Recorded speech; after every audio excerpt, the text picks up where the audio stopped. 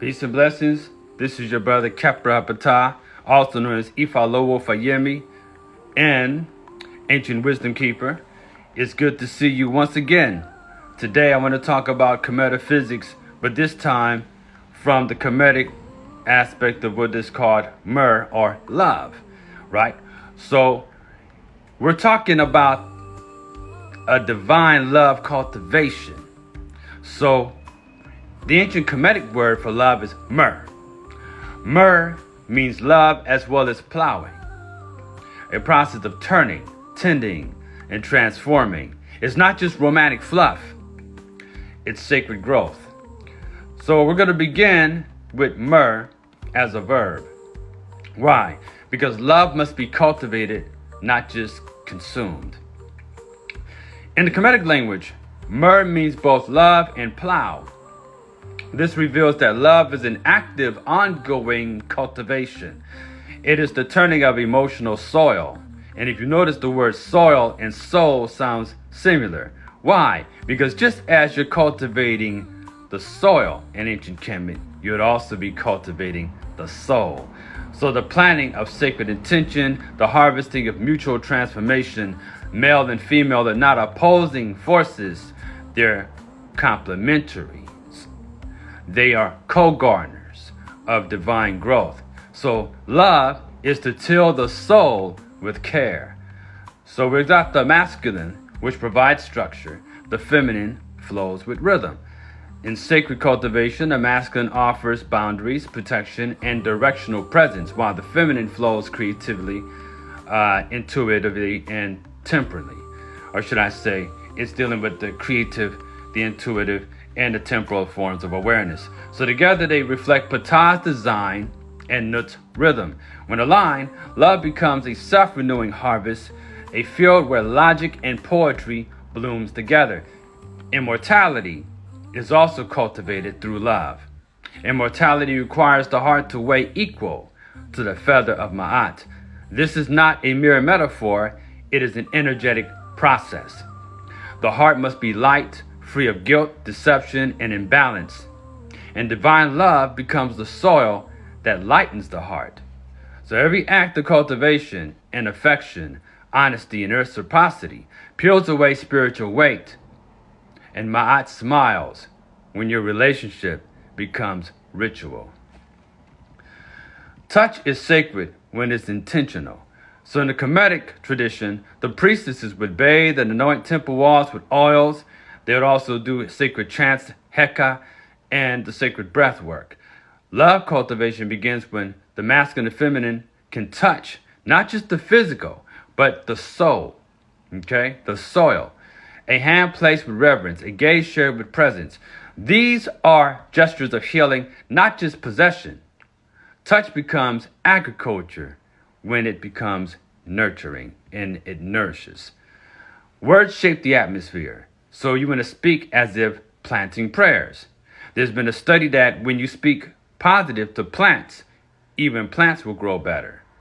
Every compliment, truth, apology, or a song between lovers is a seed. In Kemetic solar temples, the priest spoke to fields before sowing them. Likewise, when you speak to your beloved with language that uplifts, uncovers, and honors, conversation becomes cultivation when it grows spirit and not ego. Love must be in the rhythm with cosmic cycles. The plow follows the season, not the impulse. Likewise, sacred union must honor moon cycles, emotional tides, and solar transits.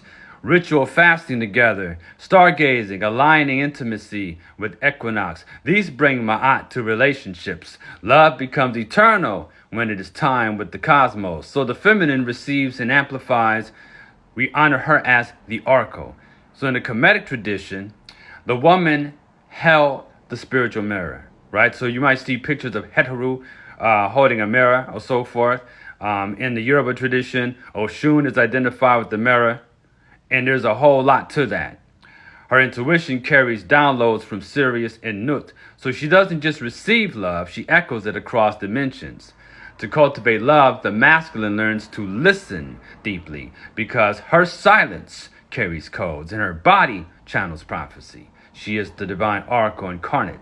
The masculine anchors and activates, so we honor the masculine as the pillar. Asar's energy is resurrection through stability.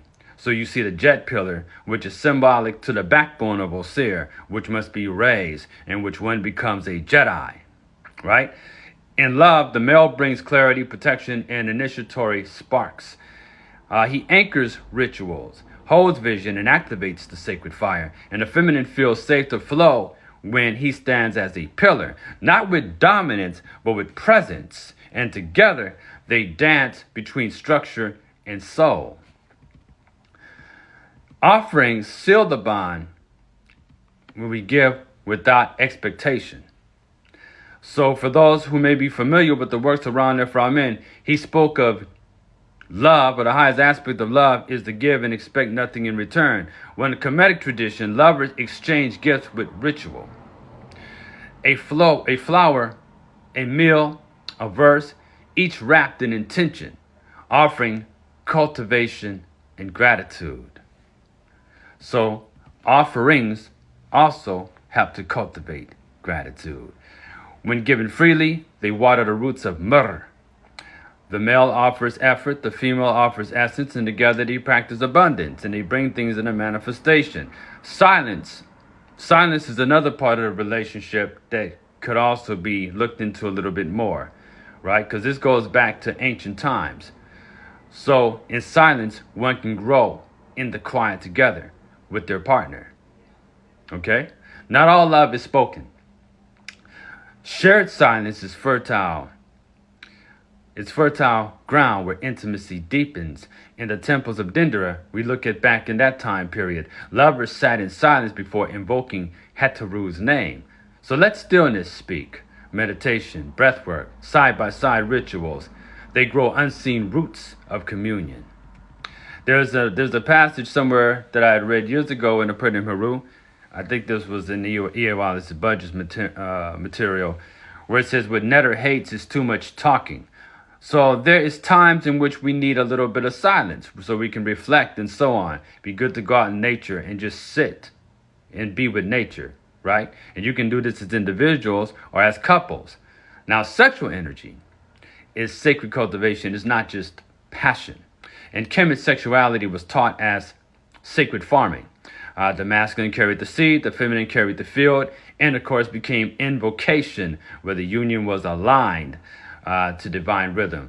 Solar fasting, breath synchronization, and chant-infused touch.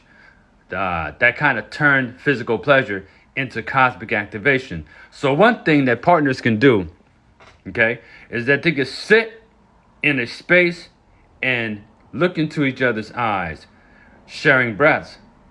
So as he breathes out, she breathes in, and then you circulate the breath between each other and gaze at each other and pick up on each other's energy, trying to home in on each other and so on. And you can also cultivate a lot of beautiful things together. And before you start this practice, you can also focus on the things you want, write things down that you may want to bring forth as well. And the two of you can bring these into manifestation together. So where union was aligned with divine rhythm, it brings forth the birth of something new. Emotions must be cultivated as well. Emotions, energy and motion. Not suppressed, okay? In divine union, emotions arise. So anger, grief, jealousy, these are weeds. They're not enemies, they're just weeds that come up. So like farmers, we remove the unwanted plants. Lovers must face emotions together. Speak it, feel it, process it. Like Sekhmet burns what's dead. The new intention comes and rises from the ashes. So these things are important. I want to talk a little bit more about that, okay? Because I think it's interesting that nowadays more and more people are looking for love. But first, we have to look for that love within ourselves. I'm going to wrap this up for now. We're going to have a part 2 to this. But until then, peace and blessings, family. May you all cultivate love and myrrh in your life. And may you find truth, balance, and harmony. Uncle Jasanab.